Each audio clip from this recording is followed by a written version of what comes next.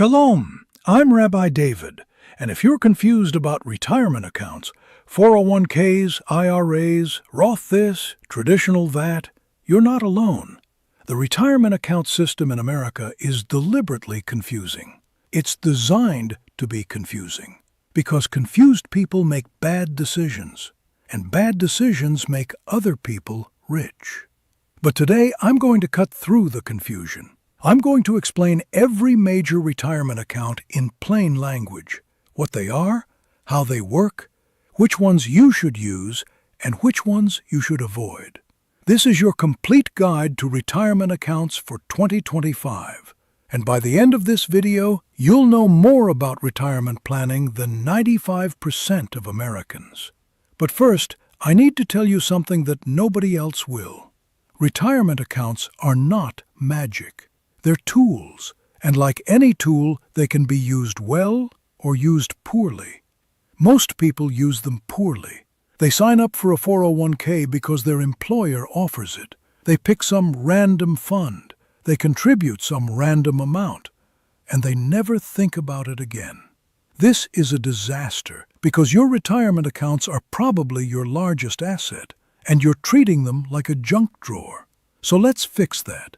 Let's understand what these accounts actually are, and let's build a strategy that actually works. In the Torah, it says in Proverbs 24:3-4, "By wisdom a house is built, and through understanding it is established. Through knowledge its rooms are filled with rare and beautiful treasures." Your retirement accounts are your house. Let's build them with wisdom. Let's start with the most common retirement account, the traditional 401k. A 401k is an employer-sponsored retirement account. That means you can only have one if your employer offers it. It's named after Section 401k of the tax code, which created it in 1978. Here's how it works.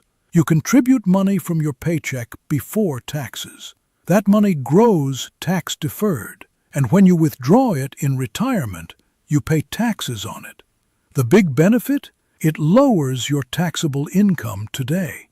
If you make $100,000 and contribute $20,000 to your 401k, you only pay taxes on $80,000 compound interest. And compound interest requires time and low fees. Now, the big question. Should you use a traditional 401k? It depends. If you think your tax rate in retirement will be lower than your tax rate today, yes. If you think your tax rate in retirement will be higher, no. Most people assume their tax rate will be lower in retirement, but this is often wrong. If you're successful, if you build wealth, if you have multiple income streams, your tax rate in retirement might actually be higher. So don't assume. Calculate. Project your retirement income. Estimate your tax rate. Then decide. Next account, the Roth 401k. This is the opposite of a traditional 401k. You contribute money after taxes. It grows tax-free, and when you withdraw it in retirement, you pay no taxes. The contribution limit is the same, $23,500 for 2025 if you're under 50, $31,000 if you're 50 or older. The big advantage? Tax-free growth. If you contribute $500,000 over your career and it grows to $2 million, that entire $2 million is yours, tax-free, forever. This is powerful, especially if you're young, especially if you expect your income to grow, especially if you think taxes will be higher in the future. And here's a bonus. As of 2024, Roth 401ks no longer have required minimum distributions. That means you can leave the money in the account forever. You can pass it to your children. Tax-free wealth for generations. In Genesis 13:2, it says Abraham was very wealthy in livestock and in silver and gold. But notice, He didn't just accumulate wealth, he passed it on. He built generational wealth.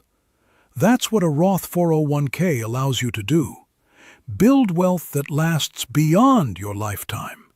So, should you use a Roth 401k or a traditional 401k? Here's my rule. If you're young and your income is relatively low, use a Roth. If you're older and your income is high, use a traditional. If you're somewhere in between, deduction starts to phase out. You can still contribute, but you won't get the tax deduction, which makes it less attractive. So here's my strategy. Max out your 401k first, especially if you get an employer match. Then max out your IRA. Then go back and contribute more to your 401k if you can. In Proverbs 21 verse 5 it says, "The plans of the diligent lead to profit, as surely as haste leads to poverty." Plan your contributions. Be strategic. Don't just throw money randomly at accounts. Next account, the Roth IRA. This is my favorite retirement account, and I think it's the most powerful wealth-building tool available to most Americans. A Roth IRA is an individual retirement account where you contribute after-tax money. It grows tax-free, and you withdraw it tax-free in retirement. The contribution limit for 2025 is $7,000 if you're under 50, $8,000 if you're 50 or older. But here's the catch. There are income limits. If you make too much money, you can't contribute directly to a Roth IRA. For 2025, if you're single and make more than $161,000 or married and make more than $240,000, you can't contribute. But there's a workaround. It's called the backdoor Roth IRA. You contribute to a traditional IRA, which has no income limits, then immediately convert it to a Roth IRA. It's legal, it's common, and it works. Now, here's what makes the Roth IRA so powerful.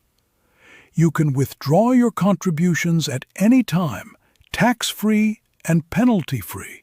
Let me say that again. You can withdraw your contributions at any time. Not your earnings, just your contributions. But still, this makes the Roth IRA incredibly flexible. It's a retirement account, but it's also an emergency fund. It's also a down payment fund. It's also a bridge account. And here's the other rule, the 5-year rule. You must wait 5 years from your first contribution before, again, $69,000. That's almost 3 times the 401k limit. This is why self-employed people and business owners can build wealth so much faster than employees.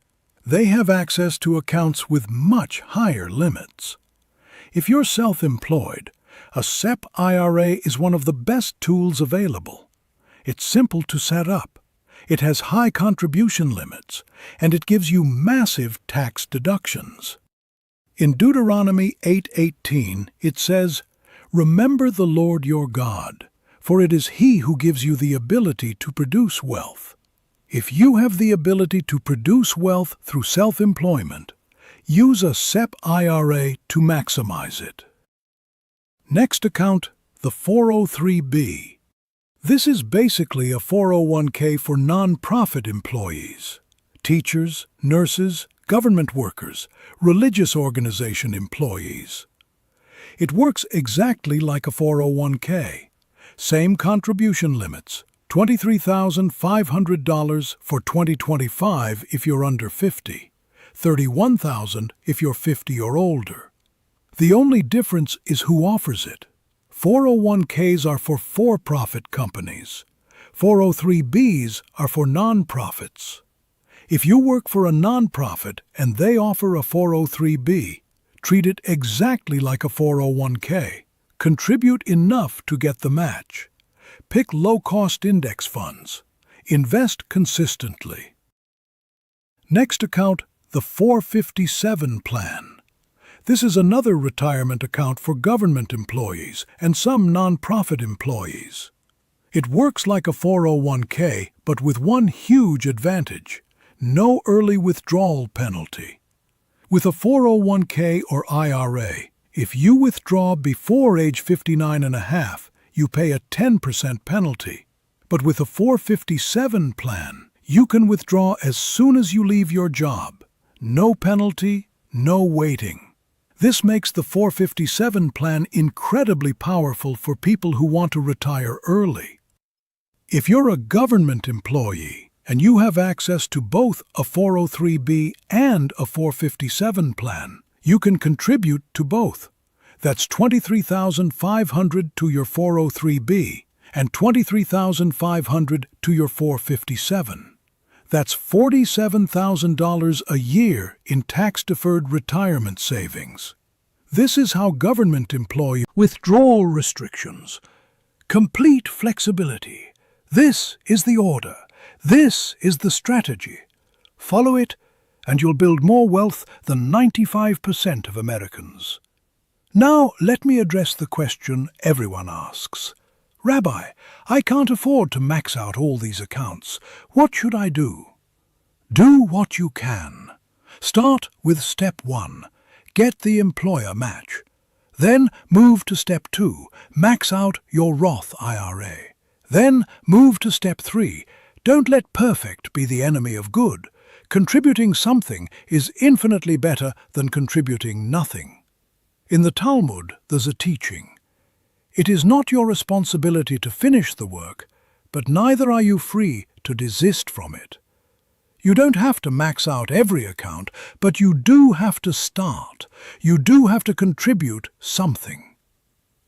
Let me close with this. Your retirement accounts are the foundation of your financial future.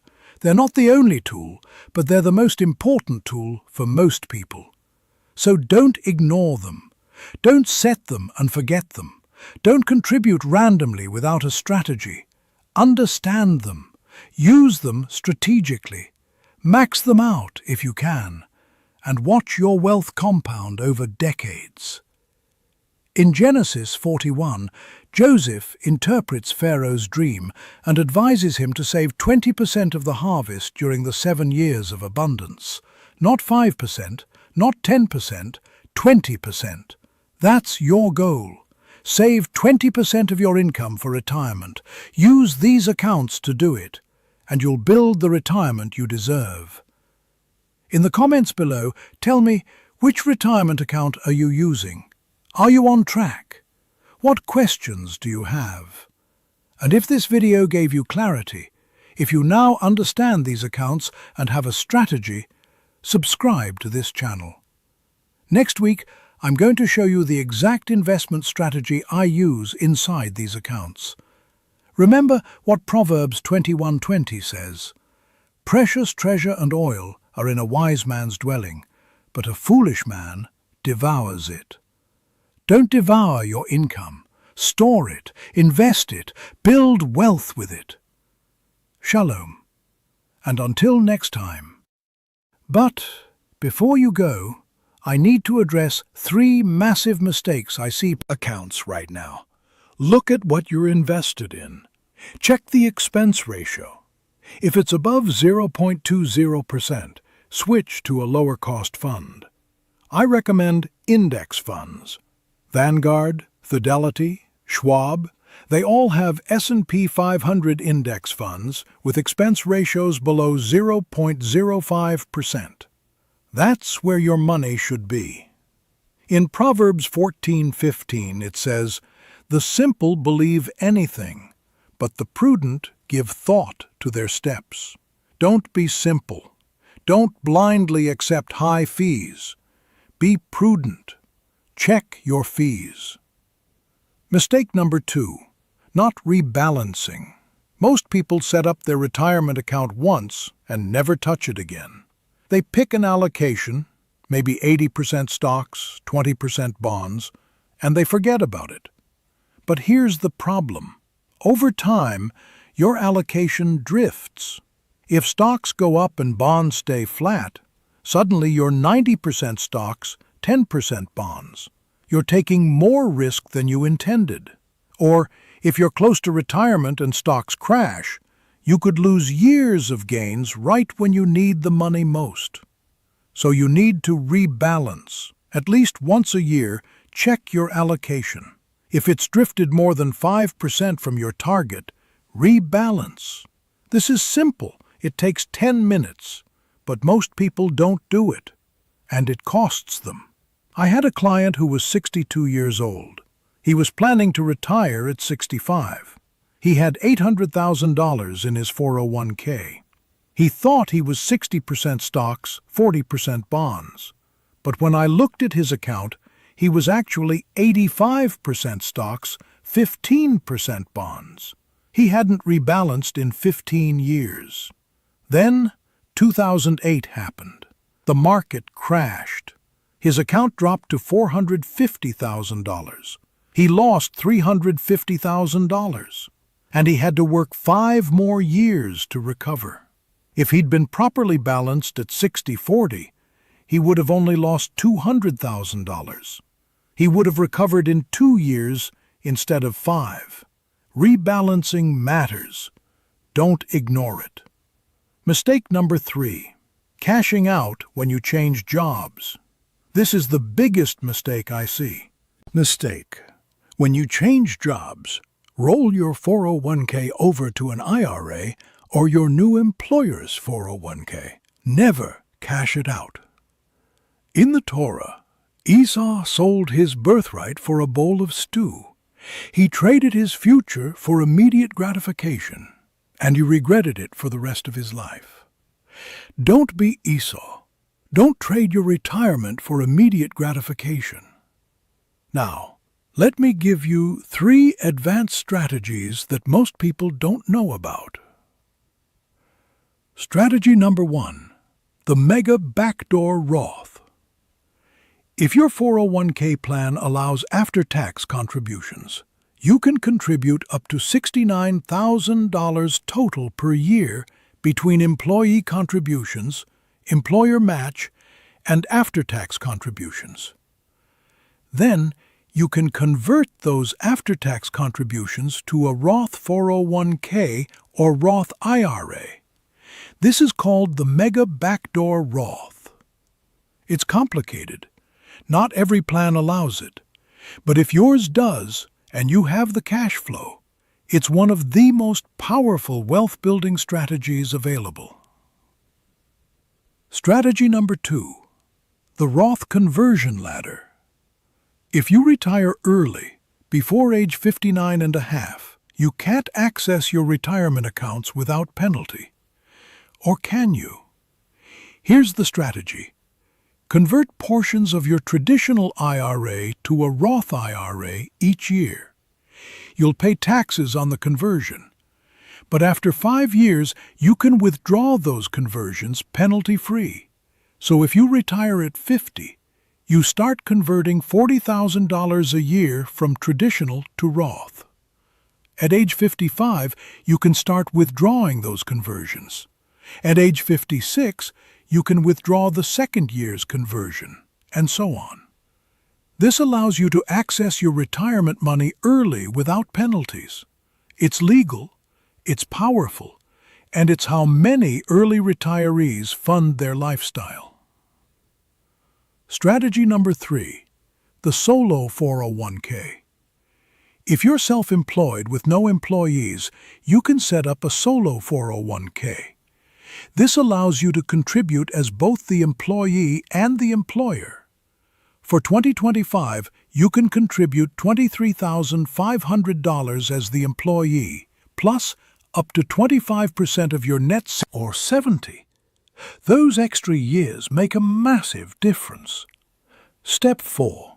Invest aggressively. If you're behind and you have time, you need growth. That means stocks. 80%, 90%, maybe even 100% stocks. Step 5. Consider working part-time in retirement. You don't have to fully retire. You can semi-retire. Work 20 hours a week doing something you enjoy. That income can supplement your retirement savings. In the Talmud, Rabbi Akiva started studying Torah at age 40. He became one of the greatest scholars in Jewish history. It's never too late to start. So don't give up. Don't resign yourself to working until you die. Start now. Save aggressively. Invest wisely. And you can still build a decent retirement. Let me close with this. Retirement accounts are not the goal. They're the tool. The goal is freedom. The goal is security. The goal is living the life you want without financial stress. And these accounts, when used properly, can give you that freedom. But you have to use them. You have to contribute. You have to invest wisely. You have to avoid the mistakes. You have to execute the strategy. In Deuteronomy 30:19, Moses says, "I have set before you life and death, blessings and curses. Now, choose life." Choosing life means choosing to save, choosing to invest, choosing to build a future. So choose life. Max out your Roth IRA. Contribute to your 401k. Build multiple income streams. And create the retirement you deserve. In the comments below, tell me, what's the one action you're going to take this week to improve your retirement situation? Are you going to open an account? Increase your contribution? Check your fees? And if this video gave you clarity, if you now understand these accounts and have a plan, subscribe to this channel. Because next week, I'm going to show you the exact portfolio allocation I recommend for every age. Remember what Proverbs 6:6-8 says. Go to the ant, you slugs.